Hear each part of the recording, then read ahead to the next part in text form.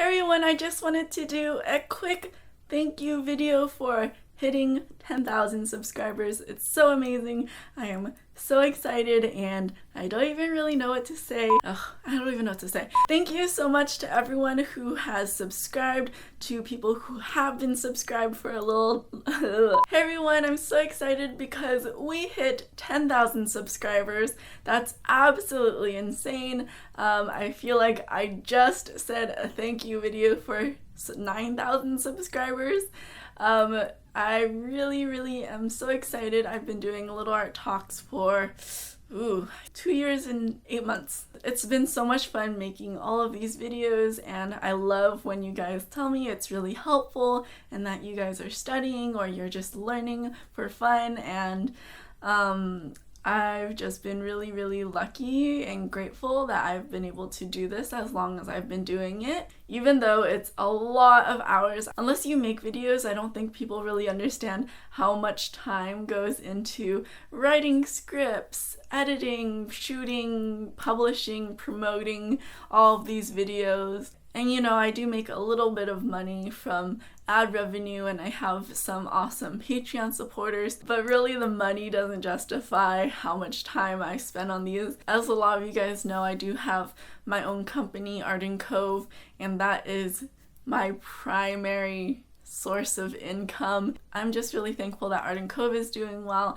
and Little Art Talks is doing well. And for me, Art & Cove doing well means that I can afford to continue living, being self-employed and having the luxury of spending time on a project like Little Art Talks that is time consuming yet not really an income generator. So if you like Little Art Talks and you want to support me having the time to do Little Art Talks, please check out our Indiegogo page and share it with your family and friends. Even if you don't want to or can't afford to support our campaign, just sharing it with your friends and family is such a huge thing for us. It really makes such a big difference of just getting the word out and having awareness for our product. My selfless plug of the video. But really, if I don't promote myself, my own company, that means I don't really care about it, and I obviously really do. So of course I'm going to talk about it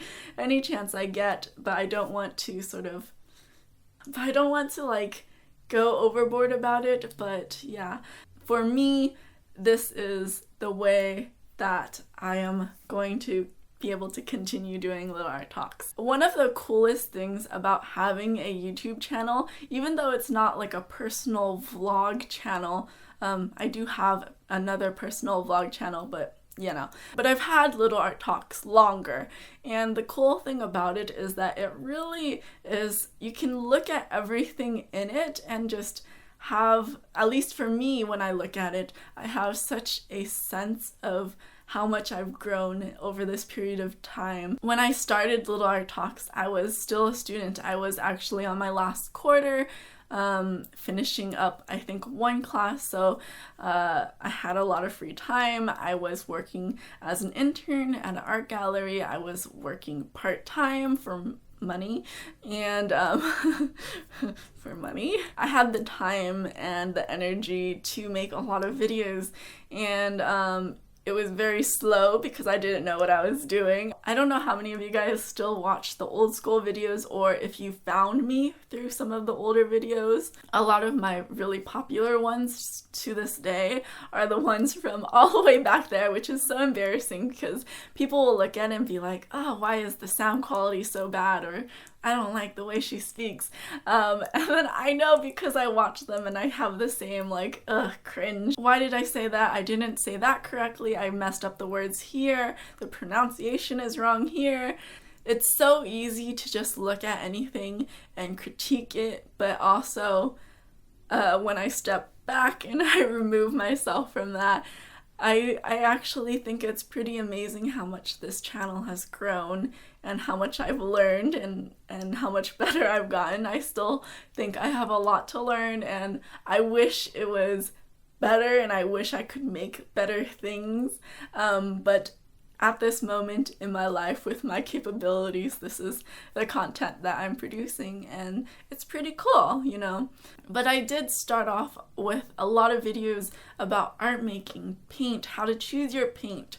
And then I kind of went onto like different tangents as my interests changed, or even the time that I had to make this video would affect the kind of content that I would produce. I started making more videos about color and color theory because I was really obsessed with color. To this day, I'm still really obsessed, but at some point I thought more about how to grow Little Art Talks and what kind of content I wanted to produce. I decided I really wanted to grow this database of modern art and be more of an educational resource for high school students, maybe even college students who are studying art history. So I started making more videos about periods of modern art in times when I've been busier in life. Like when I had a full-time job, I found it really difficult to balance work and Little Art Talks. And one of my first responses was making the 5 and 5s. You know, it served a lot of different purposes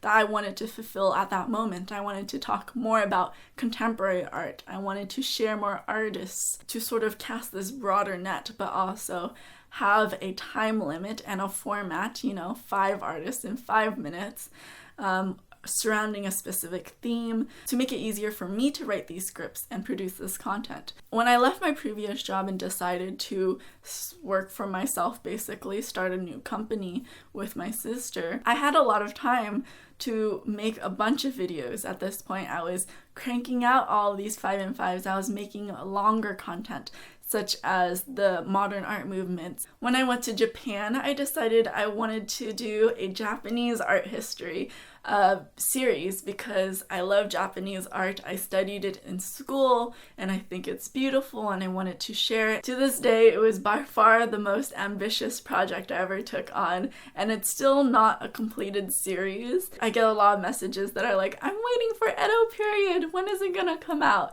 And yes, it's going to come, but slowly. Edo period is it's a very long period and there's a lot going on. So it's kind of a project I'm tackling a little bit at a time because I want to get it right, you know. At some point, it didn't make sense for me to continue spending as many hours as I was on Little Art Talks on these longer videos, but I wanted to continue making content. My most recent videos have all been sort of art term videos. Those really developed because I wanted to pull back on the really long form content. You know, at this time I was publishing videos that were 20-30 minutes long and they would take a really long time to create.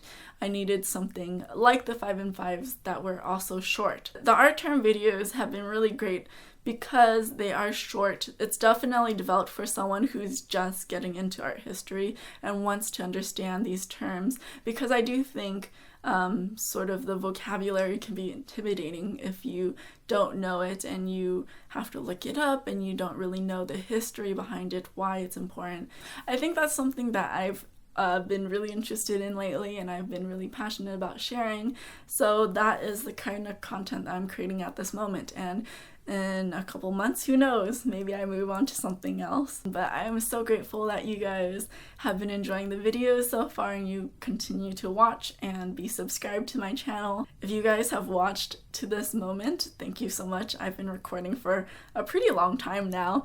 But one question I would love to ask you guys is, I'm really curious to know how you guys found this channel. If there was a particular video you were searching for, or if you just found it in the suggestions or something like that. What drew you to the channel and what made you subscribe?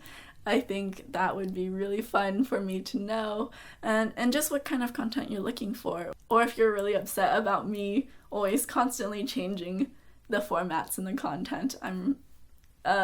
I don't know if I can really do anything about that because I'm kind of a crazy person who does whatever I want. I'm sorry for the sporadic uploads. I promise it will get better.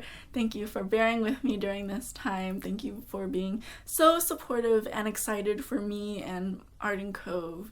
and sharing with your friends and everything like that, because it really does make such a big difference. I guess that's all I have to say. Thank you so much for watching. Thank you for supporting. Thank you for sharing. Thank you for subscribing. Thank you for liking. Thank you for all the things. And I'll see you guys next time.